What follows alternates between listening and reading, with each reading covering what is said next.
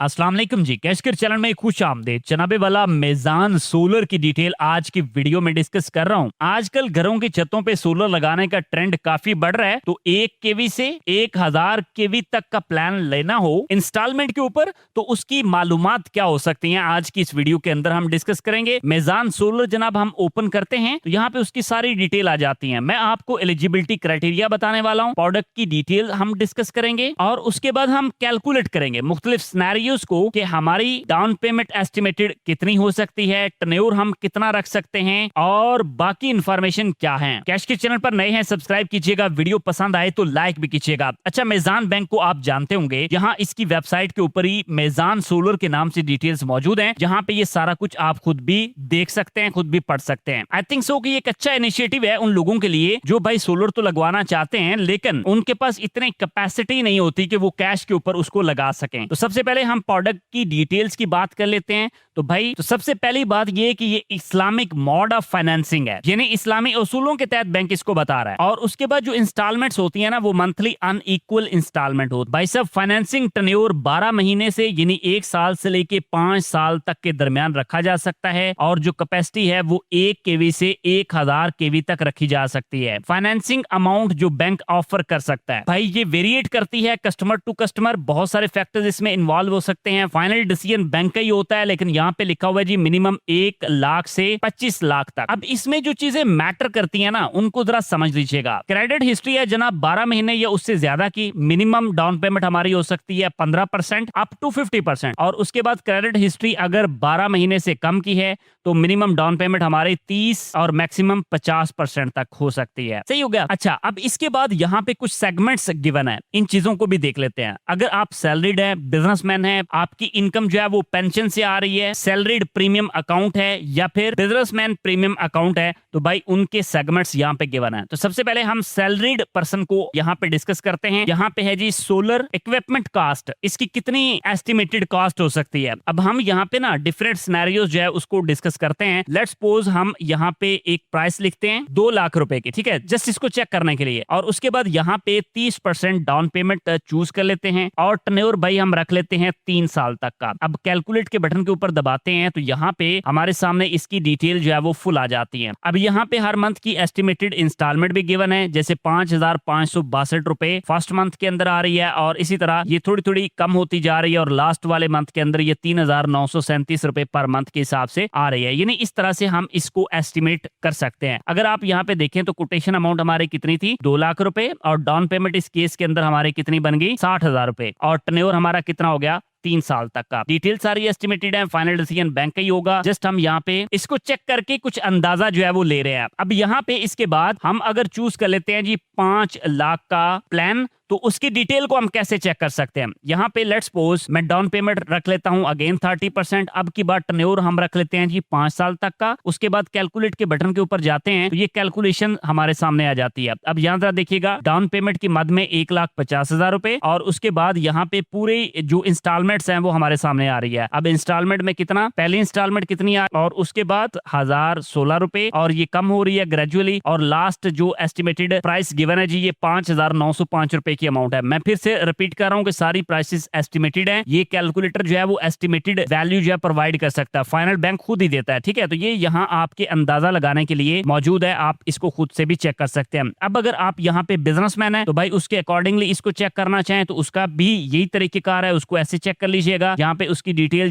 जो भी लेटेस्ट होंगी वो आपके सामने आ जाएंगे। अब इसी तरह यहाँ पे बाकी कैटेगरीज भी मौजूद है, पेंशन इनकम वालों के लिए है, सैलरीड प्रीमियम और बिजनेसमैन प्रीमियम अकाउंट वालों के लिए, ठीक है। अब यहाँ इस तरह से हमने चेक करना है। अब इधर जरा देखिएगा, फर्ज कर लीजिए कि हम यहाँ पे 20 लाख की जो अमाउंट है ना उसको चेक करते हैं कि भाई उसमें क्या क्राइटेरिया हो सकता है। 30% और यहाँ पे टेन्योर आपके पास इसी तरह 3 साल का टेन्योर है, इसको मैं कैलकुलेट करता हूँ तो इसमें 56,771 रुपए की फर्स्ट इंस्टॉलमेंट और उसके बाद भाई इसी तरह कम होते होते 39,402 रुपए की एस्टिमेटेड इंस्टॉलमेंट अपर और लोअर दोनों मैंने बता दी। अब इस केस के अंदर जो डाउन पेमेंट बन रही है वो कितनी, 6 लाख रुपए की और 3 साल का हमारा टेन्योर इसमें हमने सेट किया था। अगर इसी टर्नओवर को हम यहाँ पे 5 साल का कर दें तो भाई इस तरह से इसको भी आप कैलकुलेट कर सकते हैं। तो इस केस में जो इंस्टॉलमेंट है वो देख रहे हैं उसमें थोड़ा सा डिफरेंस आ गया है, वो थोड़ी कम हो गई है। अब यहाँ पे एस्टिमेटेडली 41,215 रुपए से स्टार्ट हो रही है और ये कम होते होते लास्ट वाली जो आ रही है वो आ रही है भाई 23,641 रुपए। तो इस तरह से सारी डिटेल्स आप खुद चेक कर सकते हैं, आप अंदाजा लगा सकते हैं कि भाई आपकी पहुंच में आता है या नहीं आता। अब कुछ डिटेल्स मैं आपको बड़ी क्लियरली बताने जा रहा हूँ। यहाँ पे जरा देख लीजिएगा कि टाइप ऑफ चार्जेस मेंशंस हैं। प्रोसेसिंग चार्जेस जो बैंक चार्ज कर सकता है वो 6,000 प्लस FED।